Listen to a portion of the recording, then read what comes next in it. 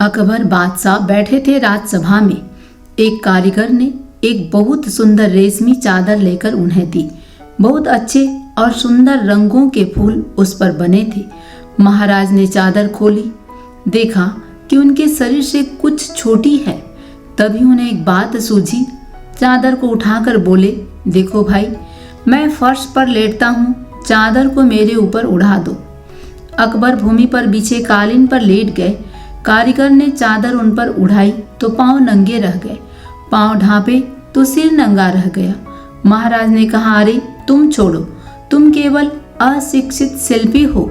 ये बड़े बड़े विद्वान दरबारी बैठे हैं, इन्हें यह कार्य करने दो। आओ भाई, कोई इधर आओ, यह चादर इस प्रकार मेरे ऊपर डाल दो कि शरीर का कोई अंग नंगा न रहे।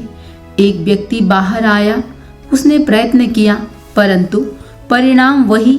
सिर ढांपा तो पांव नंगे, पांव ढके तो सिर पर चादर नहीं। महाराज ने क्रोध से कहा, मूर्ख हो तुम, हटो यहाँ से, किसी दूसरे को आने दो। एक और व्यक्ति आया, उसने भी प्रयत्न किया, परंतु परिणाम फिर वही। तब एक व्यक्ति और आया, फिर और इस प्रकार सबके सब दरबारी आए। कोई भी अकबर बादशाह के ऊपर वह चादर इस प्रकार नहीं ओढ़ा सका कि सारा शरीर ढक जाए। महाराज उठकर बैठ गए, बोले, तुम सब मूर्ख हो, यह छोटी सी बात भी नहीं कर सके। किसी ने कहा, महाराज चादर ही छोटी है, फिर हम क्या करें? महाराज बोले, आने दो बिरबल को, वह इस समस्या का समाधान करेगा। तभी पंडित बिरबल वहां आए। बोले, महाराज आप किस चिंता में हैं? महाराज ने कहा, बिरबल, ये सब दरबारी तुमसे ईर्ष्या करते हैं, कहते हैं कि हम जो तुम्हें अधिक प्यार करते हैं तो व्यर्थ ही करते हैं, तुम्हारे गुणों के कारण नहीं। आज इन्हें बताओ कि तुम में क्या विशेषता है। यह चादर है, हम चाहते हैं कि इससे हमारा शरीर ढक जाए, परंतु ढकता नहीं। बिरबल ने चादर हाथ में लेकर देखा कि वस्तु तो यह छोटी है। बोले, क्या चाहते हैं आप? महाराज ने कालीन पर लेटकर कहा, इसको हमारे ऊपर इस प्रकार उड़ा दो कि शरीर का कोई अंग नंगा न रहे।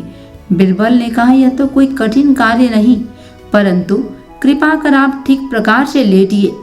अकबर ने कहा, ठीक किस प्रकार? बिरबल ने कहा, जैसे बच्चा सोता है, घुटने छाती के साथ लगाकर पैर समेटकर। महाराज वैसे ही लेट गए। बिरबल ने चादर उनके ऊपर उड़ा दी, सारा शरीर ढक दिया, पांव भी, सिर भी। बिरबल ने हंसते हुए कहा, महाराज जितनी चादर हो उतने ही पांव फैलाने चाहिए, फिर ठीक प्रकार से काम बन जाता है। तब से यह मुहावरा आरंभ हुआ कि जितनी चादर हो उतने पांव फैलाओ, जितनी आय है उससे कम खर्च करो। अधिक व्यय करोगे तो काम चलेगा नहीं।